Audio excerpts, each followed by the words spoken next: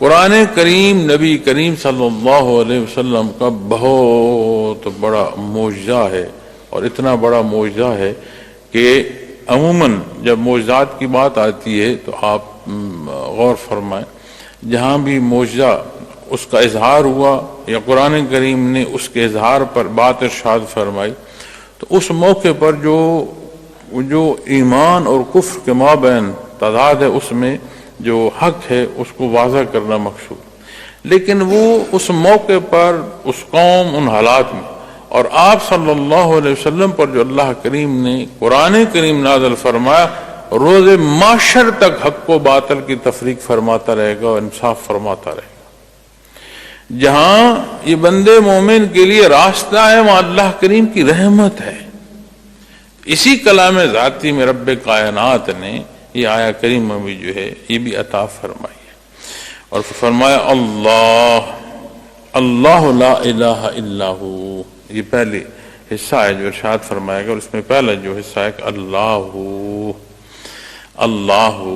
یعنی وہ اللہ اپنی قدرت کاملہ کے ساتھ ہر لحظے موجود ہے،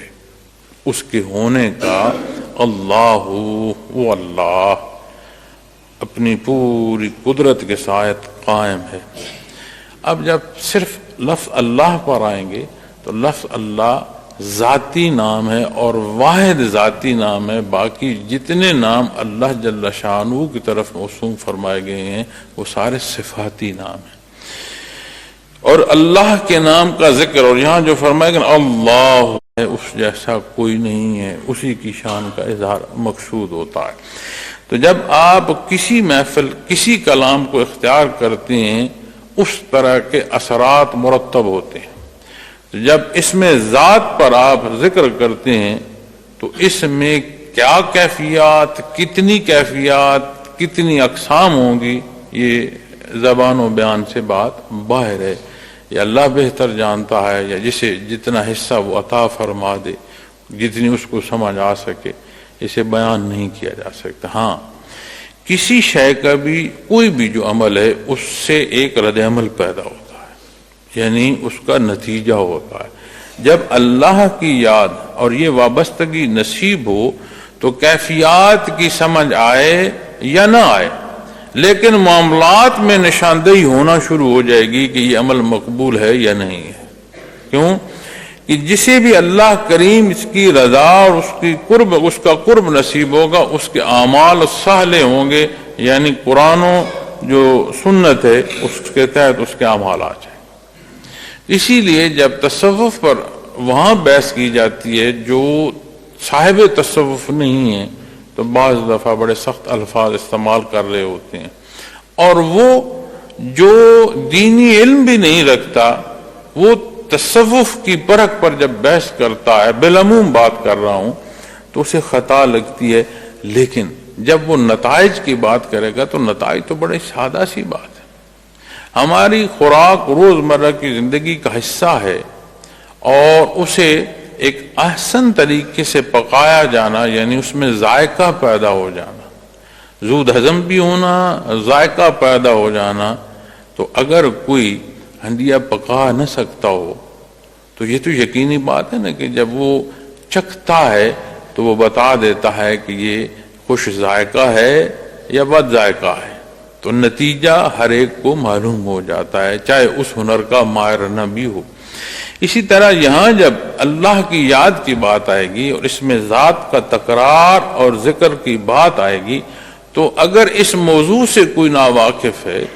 کہ اسے قرآن و حدیث کی تحقیق سمجھتا اور اس درجے کی علم حاصل ہو کہ اس تحقیق اور اس پرکھ کو سمجھ پائے، نہ ہو تو پھر نتیجہ تو دیکھ سکتا ہے، اور کوئی وہ عمل جو غیر صالح ہے اس کا نتیجہ صالح نہیں ہو سکتا۔ بدی مزید بدی کی طرف دھکیلتی ہے، اور جو نیکی، ورع، تقوی ہے وہ مزید اصلاح کا سبب بنتی ہے۔ تو یہاں جب فرمائے اللہ، تو اللہ ہے، یہ اقرار ہے، یہ بنیاد ہے، لا الہ الا ہو، اس کے سوا کوئی عبادت کے لائق نہیں۔ اب جب آپ عبادت پر بحث کریں گے تو عبادت بالعموم وہ عمل ہے کہ جس کی نسبت عبادت ہو اس ہی سے توقعات ہوتی ہیں کہ اس ہی سے توقعات پوری ہوں گی۔ اسی لیے جب دنیا کے معاملات میں ہم افراد کے پیچھے بھاگنا شروع کر دیتے ہیں اور ان سے توقع کرتے ہیں کہ میرا اچھا برا اس کے اختیار میں ہے، تو وہ اسی معنوں میں داخل ہو جاتا ہے جیسے مخلوق کی عبادت میں بندہ لگتا ہے، جیسے وہ شرک کی کسی پہلو میں داخل ہو گیا ہے۔ چونکہ رازق تو اللہ ہے، ہر شے تو اس کے دستے قدرت میں ہے، تو جسے اس نے مخلوق پیدا فرمایا یعنی جو خود محتاج ہے تو اس سے اپنی احتیاج جوڑ رہا ہے۔ تو جب عبادت کے پہلوؤں کی بات آئے گی تو ہر نسبت کا حصول جس ذات سے ہے وہ ذات اللہ جل شانہ کی ہے، اس کے سوا کوئی عبادت کے لائق ہی نہیں۔ بات ہوتی ہے کہ کہاں عبادت جو ہے وہ کرنا اور کہاں عبادت جو ہے وہ نہ کرنا، یہ بات ہی ختم ہو جاتی ہے۔ اللہ اس کے سوا ہے ہی کوئی نہیں کہ جو اس لائق ہو، یہ بحث ہی ختم ہوگی کہ کم یا زائد ہے ہی کوئی نہیں۔